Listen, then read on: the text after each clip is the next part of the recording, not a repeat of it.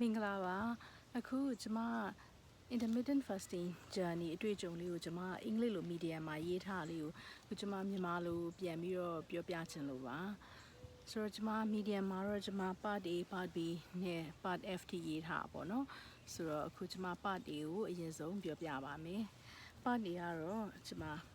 ရေးထားတာကကျမရဲ့ငယ်စဉ်ဘဝအတွေ့အကြုံရေးထားတာဖြစ်ပါတယ်So when I was young, I learned about and practiced intermittent fasting on 2 or 3 occasions at the meditation center back home in Burma. So ကျမငယ်ငယ်တုန်းက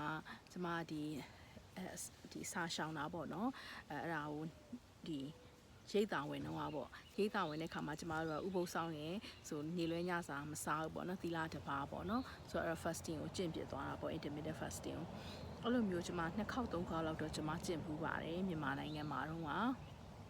ကျမငယ်ငယ်တော့ပေါ့နော် I would fast for a short period အဲ့တော့ခဏပဲပေါ့နော်အကြာကြီးမဟုတ်ဘူး at the maximum 10 days each time ဆိုတော့တစ်ခါရိတ်တာဝင်10ရက်လောက်ပဲအများဆုံးဝင်ဖြစ်တာပေါ့နော်ကျမအတွေ့အကြုံပေါ့ဟိုတချို့လူတွေကတော့10ရက်ထက်ပိုပြီးဝင်နေတယ်လည်းရှိတာပေါ့ကျမက10ရက်အများဆုံးပဲပေါ့ဆိုတော့အဲ့တော့ကျမအဲ့လိုရိတ်တာဝင်10ရက်လောက်ဝင်ဖြစ်တယ်တစ်ခါဝင်ပြီးတဲ့ခါမှာကျမဒီ fasting hours ပေါ့နော်အဲ့ဒါတော့ကျမတို့ Buddhism ပေါ့ဗုဒ္ဓဘာသာမှာကျမတို့အစာရှောင်တဲ့ခါမှာနေ့လွဲညစာဆိုတော့နေ့လေ7နာရီကနေနောက်တနေ့မနေ့အာရုံတက်တဲ့အထိကိုကျမတို့မစားဘူးပေါ့နော်ဆိုတော့I would fast for a short period at the maximum 10 days each time, and each day I stuck to the fasting hours of Buddhism from noon until dawn of the next day. However, as a teenager, I really could not realize its benefits. So, teenager အနေနဲ့ကတော့ကျမသိပြီးသူ့ရဲ့ကျန်းမာရေးအကျိုးကျေးဇူးတွေသိမသိခဲ့ဘူးပေါ့နော်ဒီ fasting ရဲ့အတွေ့အကြုံကျေးဇူးတွေကိုကျမဒီအသက်20 30ရောက်လာတဲ့ခါမှာ in my 20s and 30s I even thought that I could never practice intermittent fasting at all from that age onwards ဆိုတော့20 30ရောက်လာတဲ့ခါကျ20ကျော်30ကျော်လာတဲ့ချိန်ကျတော့ကျမအဲ့တော့ဆိုရင်ကျမအဲ့လိုဒီအစာဥပုသ်ဆောင်တဲ့ခါမှာပါတယ်နေလွဲညစာပေါ့နော်အဲ့လိုမျိုးအစာမစားဘဲနဲ့ဥပုသ်ဆောင်သူလိုအစာမစားဘဲနေတာကိုကျမဒီအသက်ကနေစပြီးတော့အဲ့တော့မလုံနိုင်ခဲ့ဘူးမလုံနိုင်တော့ဘူးပေါ့နော်ဆိုတော့အသက်ကြီးလာရင်လည်းလုံနိုင်မယ်မထင်တော့ဘူးပေါ့ကိုယ့်အလိုထင်လာတာပေါ့It was in the summer of 2017 that I eventually had to tolerate hunger pain because of illness. And this experience of being unwell and unable to eat allowed me to better appreciate the benefits of intermittent fasting, additionally preparing me to adopt intermittent fasting as a lifestyle choice. ဆိုတော့ကျမဒီ2019 summer ပေါ့နော်ဒီ America မှာနေရသည်ပေါ့ဆိုတော့ဒီ July August ပေါ့နော် June July August အဲ့ဒီအချိန်မှာ2019မှာကျမနေမကောင်းဖြစ်တယ်နေမကောင်းပြီးတော့ကျမအစားကိုမစားနိုင်ဘူးစားလို့ရစားပြီးလို့ရှင်သူကလေအဲ့မှာဟိုအစားမကြည်တော့ဘူးအရန်ခံစားရတယ်ဒီစားပြီးတဲ့နောက်ပိုင်းမှာသူကနေမထွက်သွားတဲ့ခန္ဓာကိုယ်ကနေမထွက်သွားတဲ့အထိပေါ့နော်ဟိုခံစားရတယ်ဆိုတော့အဲ့လိုမျိုးအရန်ခံစားရတယ်ဆိုတော့ဒီနေမကောင်းတဲ့ခါကျတော့အဲ့လိုမစားနိုင်ဘူးပေါ့နော်သူနေမကောင်းဖြစ်တာဒီအစာဦးလန်းချောင်းမှာအစာမချေနိုင်ဆိုတော့မစားနိုင်ဘူးစားပြီးအရန်ခံစားရတယ်ဆိုတော့သူကခန္ဓာကိုယ်ကအဲ့လိုမျိုးဝေဒနာတွေပေါ်လာတော့သူကမစားတော့တာစားပြီးခံရတဲ့ဟာဝေဒနာပြင်းထန်လို့တော့လေဒီတိုင်းဘိုက်မစားဘဲနဲ့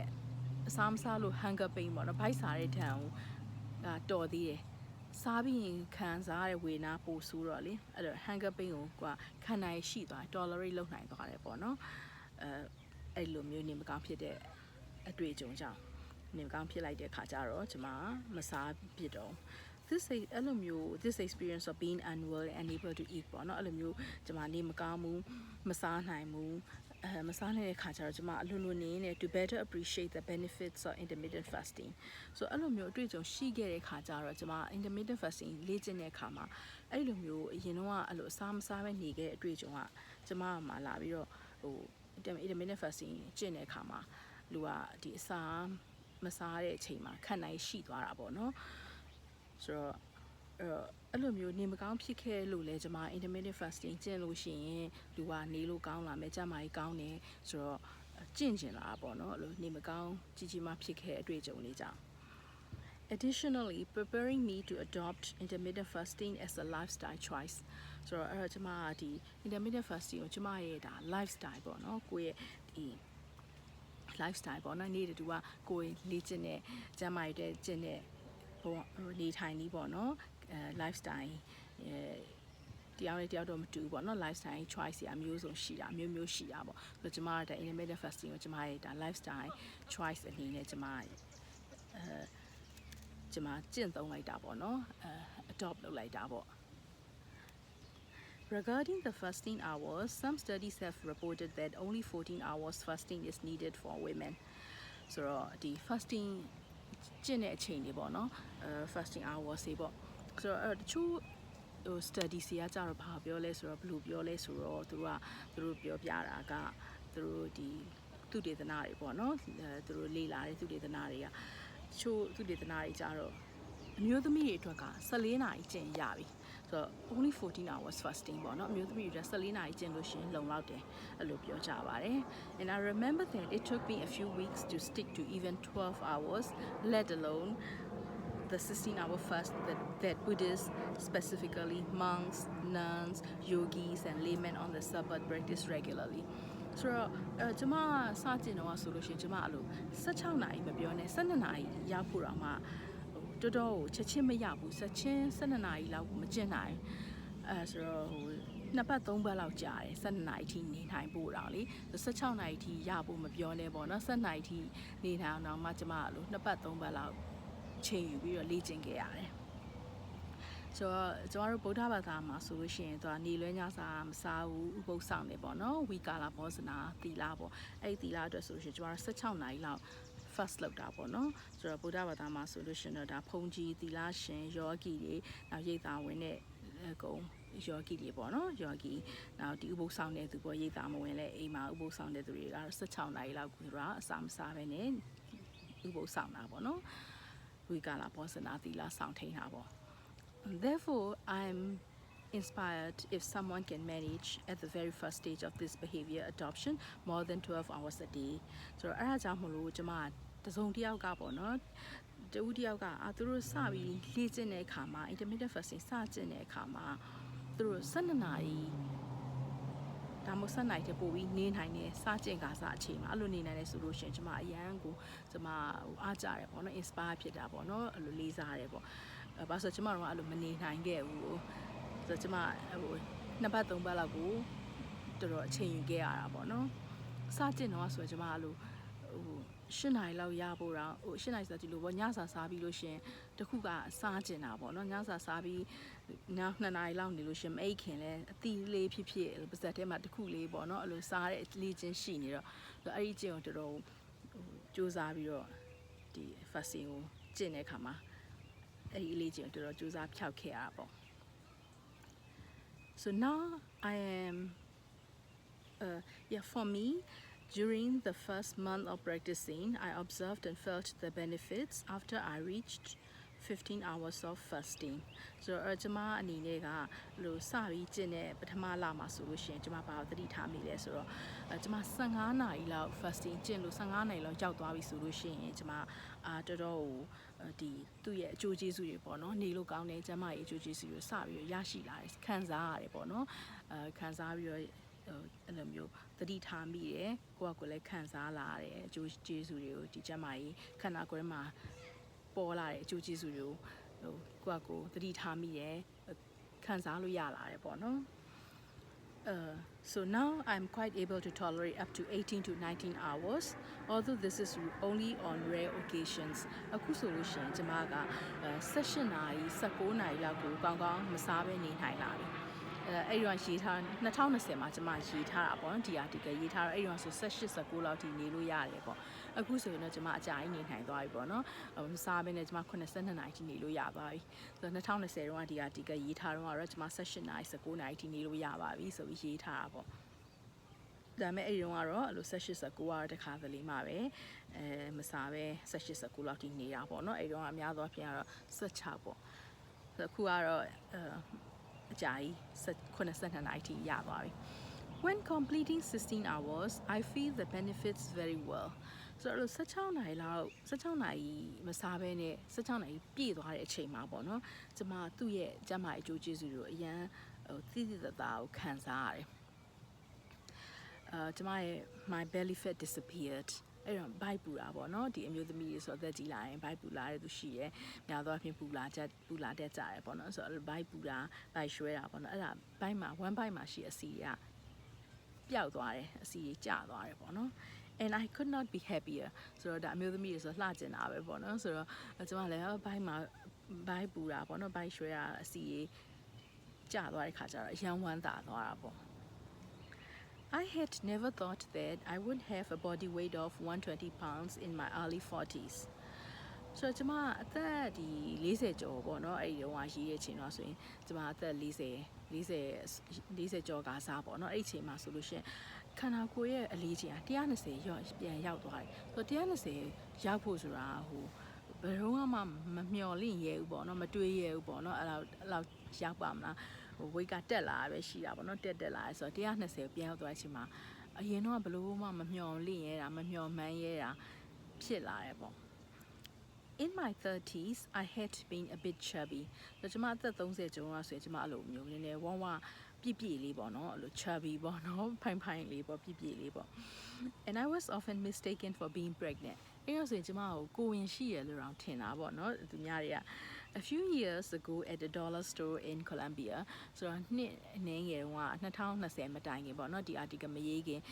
နှစ်အနေငယ်ဆို2019 18အဲ့ပတ်ဝန်းကျင်ပေါ့နော်16 19ပေါ့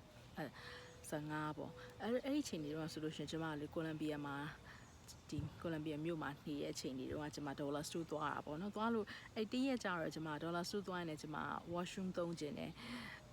ပေါ်သွားကျင်တယ်ပေါ့နော်ဆိုတော့အိမ်လာ washroom ပေါ့နော်သုံးတယ်တော့ဝင်ကျင်တယ်ဆိုတော့အထဲမှာကျမနည်းနည်းအချိန်ကြာသွားတယ်ပေါ်သွားရင်လည်း I took some time When I came out of the washroom, the staff seemed relieved, since they were worried that I had been delivering a baby inside and wondered whether they should knock on the washroom door. So, ကျမ washroom ကထွက်လာတယ်ထွက်လာတဲ့ခါကျတော့သူတို့တွေကအဲ့ဒီခါကျမှအဲ့ဒီဒေါ်လာစတိုးကဝန်ထမ်းတွေကသူတို့ကစိတ်သက်သာရသွားသူတို့ကြည့်လိုက်တော့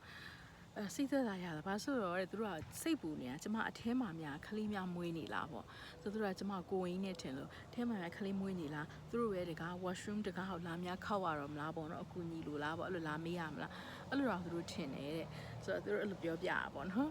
ဆိုတော့အဲ့ကျမရဲ့ရည်စရာတွေ့ကြုံလေးပေါ့ On the bus back home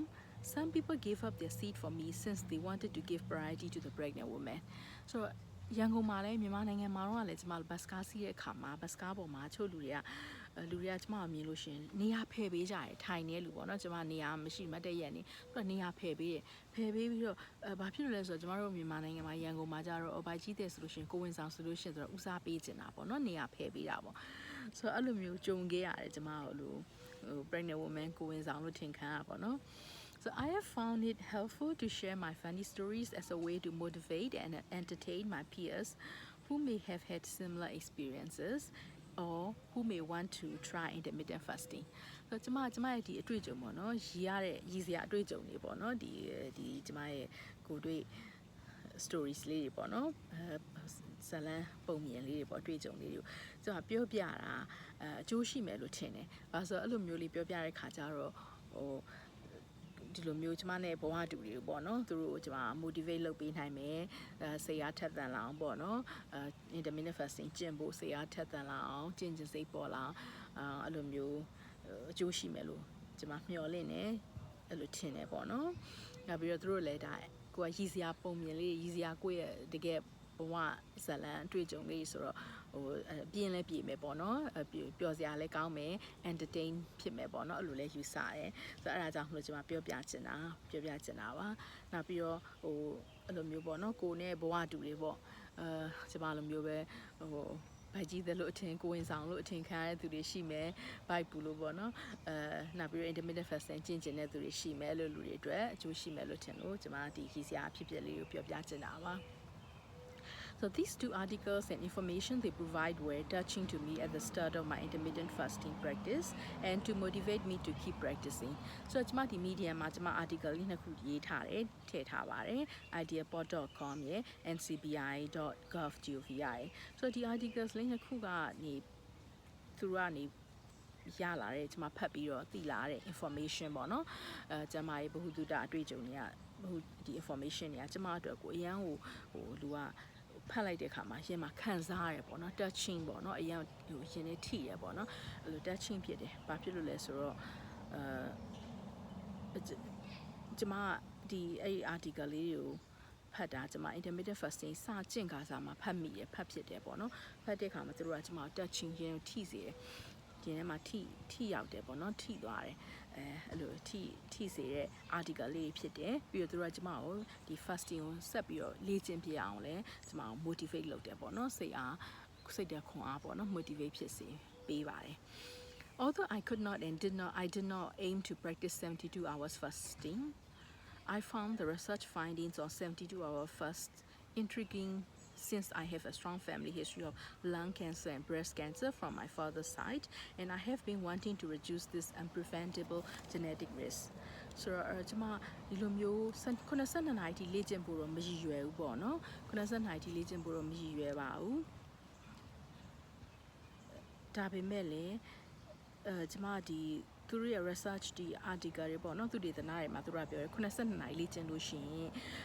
အကျိုးရှိတယ်ဆိုတော့သူတွေသနားတွေ့ရှိချက်တွေကကျမအတွက်ကိုလူကိုစိတ်ဝင်စားစေတာပေါ့နော်ကျမတို့ဒီသူတို့ရဲ့တွေ့ရှိချက်တွေသူတွေသနားတွေ့ရှိချက်တွေကကျမကိုစိတ်အားထက်သန်စေတယ်ကျမကိုဒီ92နာရီလေ့ကျင့်ဖို့စိတ်ဝင်စားရတာပေါ့နော်ဖတ်ပြီးတဲ့အခါမှာ92နာရီလေ့ကျင့်ခြင်းစိတ်ဖြစ်လာတာပေါ့ဘာဖြစ်လို့လဲဆိုတော့ကျမရဲ့မိသားစုထဲမှာအဆုတ်ကင်ဆာတို့ရင်သားကင်ဆာတို့ကအဖေဘက်ကပေါ့နော်အဖေဘက်ကအဖွား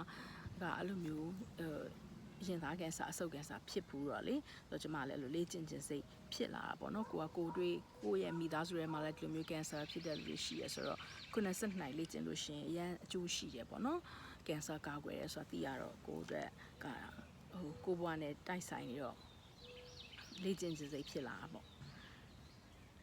And I have been wanting to reduce this unpreventable genetic risk. So ဒါမိသားစုမျိုးရဲမှာပါတဲ့ risk ပေါ့နော်ဆိုတော့ဒါကိုကျွန်မ short ချခြင်းနဲ့ဆိုတော့fasting ကျင့်လို့ရှိရင် cancer ရဲ့ဖြစ်နိုင်ခြေ risk ကို short ချပေးတယ်ပေါ့ Why 72-hour fast can generate our immune cells and our immune system completely. Even intermittent fasting for 16 hours can still significantly prevent and reduce the risk of many types of cancers, according to the scientific research study. 92နာရီကျင့်မယ်ဆိုလို့ရှိရင်ကျမတို့ immune cells တွေပေါ့နော်ခန္ဓာကိုယ်ရဲ့ခုခံအားစနစ်မှာပါတဲ့ cells တွေပေါ့နော်ခုခံအားခန္ဓာကိုယ်မှာမကောင်းတဲ့ဟာတွေကိုဖယ်ရှားတိုက်ဖျက်ပေးတဲ့ immune cells တွေပေါ့ immune cells တွေနဲ့ကျမတို့ရဲ့ဒီခုခံအားစနစ်ပေါ့ immune system ကြီးကအကုန်လုံးသူကအသစ်ပြန်ပြီးတော့အသစ်ဖြစ်လာတယ်ပြန်ပြီးတော့တကယ်ကိုသူကပို့ပြီးတော့ကောင်းတဲ့ဟာတွေပေါ့နော်အဲ့လိုမျိုးမကောင်းတဲ့ဟာတွေဖယ်ပြီးတော့ကောင်းတဲ့ immune cell တွေနဲ့ပြန်ပြီးအသစ်ဖြစ်လာတဲ့ခါကျတော့အဲ့လိုမျိုး90နိုင်ကျင့်လို့ရှိရင်တကယ်ကိုသူ့ရဲ့အကျိုးကျေးဇူးတွေအရန်ကောင်းတယ်90နိုင်ကတော့အဲ့လိုကောင်းတယ်အကျိုးကျေးဇူးတွေရှိတယ်ဒါပေမဲ့လည်း16နိုင်ကျင့်လဲသူလည်းသူ့အတိုင်း92နိုင်လောက်မများပေမဲ့လည်းသူလည်းသူ့အတိုင်းအတာတစ်ခုထိပေါ့နော် can significantly prevent and reduce the risk of many types of cancers 16နိုင်ပုံမှန်ကျင့်လို့ရှိရင်လည်းသူကဒီ cancer အမျိုးအစားတော်တော်များများသူလည်းတားနိုင်တယ်တားဆီးနိုင်တယ် risk ပေါ့နော်အနေနဲ့ cancer ဖြစ်နိုင်ခြေကိုလည်း short ချပေးနိုင်ပါတယ်တဲ့ဆိုတော့ဒါကတော့သူတို့ scientific research study တွေပေါ့နော်သူဒေသနာတွေကနေတွေ့ရှိချက်ပါ So when reading a story about a primary care physician from Massachusetts, I was touched by his sister's battle with ovarian cancer. So the Massachusetts ပြည်နယ်ကဒီ primary care physician ပေါ့နော်ဒီအထွေယောဂအထူးကုဆရာဝန်ပေါ့သမားတော်ပေါ့သူကသူ့ရဲ့ညီမကဒီ ovarian cancer ပေါ့နော်ဒီမျိုးဥအိမ်ပေါ့အမျိုးသမီးမျိုးဥအိမ် cancer နဲ့သူ့ညီမက cancer နဲ့တိုက်ပွဲဝင်ရတာပေါ့နော် cancer ဖြစ်တယ် cancer ဝေဒနာခံစားရတယ်ဆိုတော့အဲ့တော့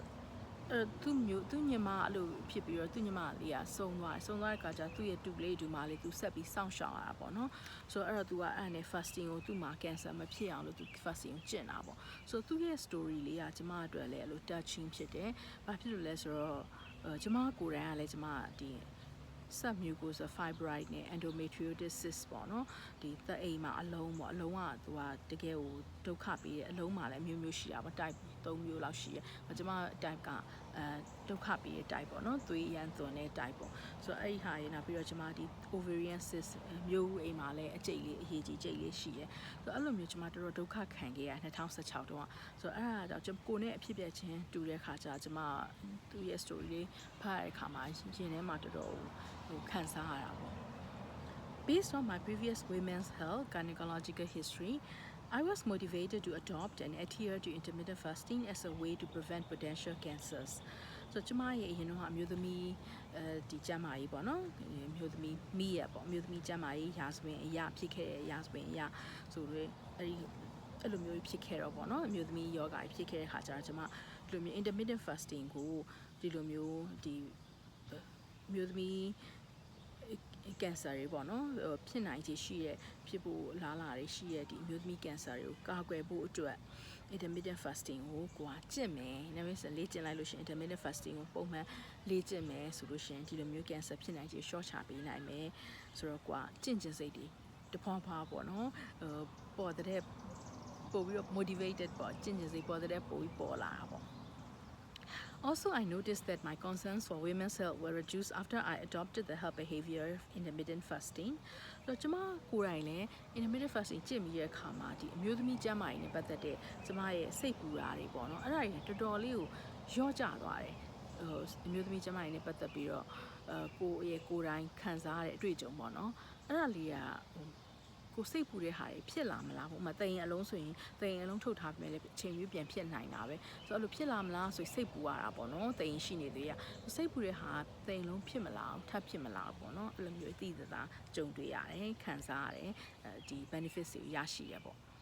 I have been concerned for the recurrence of my troublesome submucosal fibroid and chocolate cyst. So ကျမကဒီလိုမျိုးဖြစ်ခဲ့တော့ကျမဒီfibroid ပေါ့နော်တိမ်အလုံးပေါ့တိမ်အလုံးမှာ submucosal အမျိုးအစားပေါ့ submucosal fibroid နဲ့နောက် chocolate cyst ပေါ့နော်ဒီမျိုးဝေးအရေးကြီးအဲ့ဒါတွေအတွက်ကိုစိတ်ပူတာတွေပေါ့နော်ပြန်များဖြစ်မလားဆိုစိတ်ပူတာတွေရှိနေတာပေါ့ Since the female hormone estrogen is much related to body fat I do believe that intermittent fasting is beneficial to my women's health concerns. ဆိုတော့ကျမတို့ရဲ့အမျိုးသမီး hormone ပေါ့နော် female hormone estrogen ကကျမတို့ရဲ့ခန္ဓာကိုယ်မှာရှိတဲ့အဆီတွေနဲ့ body fat တွေနဲ့အများကြီးသူကဆက်နေတာပေါ့နော်ဆိုတော့အဲ့တော့ကျမဒီ intermittent fasting ကျင့်လို့ရှိရင်ကျမဒီခန္ဓာကိုယ်မှာရှိတဲ့အဆီတွေကလျော့သွားတယ်နည်းသွားတယ်ဆိုတော့ဒီအမျိုးသမီးကျန်းမာရေးအတွက်သူကအများကြီးအကျိုးရှိရလို့ကျမကတော့ယုံကြည်တာပေါ့နော်ဆိုတော့ဒါကကျမရဲ့ part A လေးဖြစ်ပါတယ်ကျမ medium မှာကျမရဲ့ part အထိကမှာလည်းကျမဒီခုနပြောတော့ပါသွားတဲ့ဆောင်းပါးလေးရဲ့ link လေးလည်းထည့်ထားပါတယ်နားထောင်ပေးရတဲ့ကျေးဇူးတင်ပါတယ်